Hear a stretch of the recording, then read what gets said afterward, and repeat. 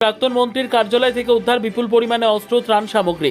বাঁকুড়ার খাতড়া বাজারের পাম্প মোড়ে প্রাক্তন খাদ্যমন্ত্রী জ্যোৎস্না মান্ডির বিধায়ক কার্যালয় থেকে অস্ত্র বিপুল ত্রাণ সামগ্রী উদ্ধার। শনিবার বিজেপি কর্মী ও স্থানীয়রা দরজা ভেঙে ত্রিপল, কম্বল, সারি সাইকেল সহ সহকারী সামগ্রী পান। অনেক সামগ্রী উইপোকায় নষ্ট করে দিয়েছে।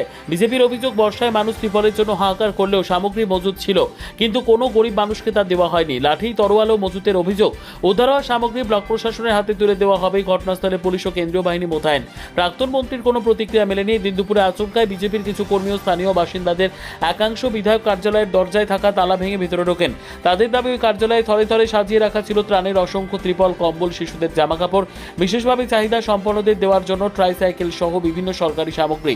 দীর্ঘদিন ধরে ডাই করে রাখা থাকায় কম্বল, ত্রিপল ও পোশাকগুলির একাংশ নষ্ট হয়ে গিয়েছে ওই পোকার দাপটে। কার্যালয় থেকে লাঠি, রড, তলোয়ার সহ বেশ কিছু অস্ত্রশস্ত্র মিলেছে বলে অভিযোগ।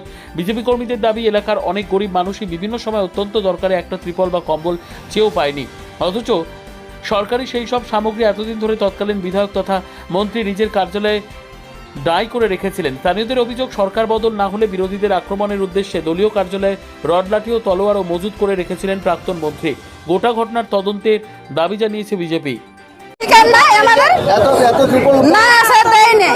যখন আমার ঘর ঝড়ে উড়াইছিল সেদিন তখন বলছি আলম দিয়ে বলছি পলিথিন এখন নাই, শেষ, এরকম বলছে জানো।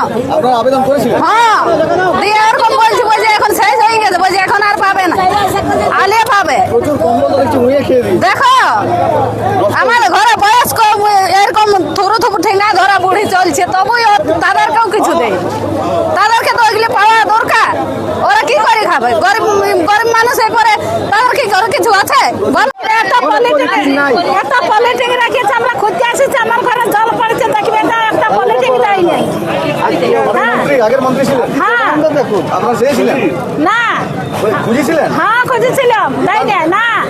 এখন তো প্রচুর উদ্ধার হচ্ছে। হ্যাঁ, এখন তো প্রচুর হচ্ছে, এখন সার্চিং হচ্ছে, তারপরে বেরিয়ে যাচ্ছে অনেক কম্বল।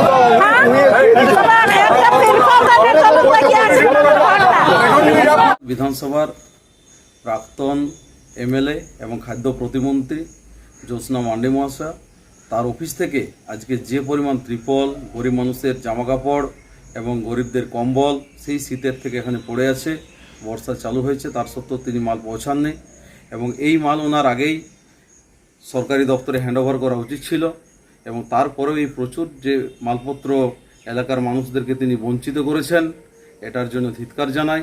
এবং উনি এই রানীবাঁধ বিধানসভার গরিব সাধারণ খেটে খাওয়া মানুষদের যে পরিমাণ ঠকিয়েছেন এবং তার নিজের সম্পত্তি বাড়িয়েছেন, সেই বিষয়ে তদন্ত করা হবে এবং প্রতিটি বিষয় ভারতীয় জনতা পার্টির কার্যকর্তারা সমস্ত দিকে নজর রাখছে এবং ছোট বড় মন্ত্রী হোক, এমএলএ হোক, যেই হোক না কেন, প্রত্যেকটি দোষীদের সাজা দেবে। ভারতীয় জনতা পার্টি তার দায়িত্ব নিয়েছে, তার জন্য আমাদের এই ক্ষমতায় আসা এবং প্রত্যেকটি অপরাধীকে জেলে পাঠানো হবে, তার জন্য শুধু সময়ের অপেক্ষা।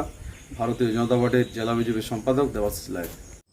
ওনার উপরে হাজার হাজার তিরপল মজুত আছে এবং হাজার হাজার কম্বল মজুত আছে এবং শীতকালীন যে সমস্ত ত্রাণগুলি আসে মানুষের জন্য, সেই সমস্ত ত্রাণগুলি সরকারি লোগো লাগানো সমস্ত ত্রাণ, এই ত্রাণগুলো কোথা থেকে এলো এবং যারা পাবার হকদার তাদেরকে দেওয়া হয়নি কেন এবং কেন তিনি মজুত করে রেখেছে তার তদন্ত হওয়া দরকার।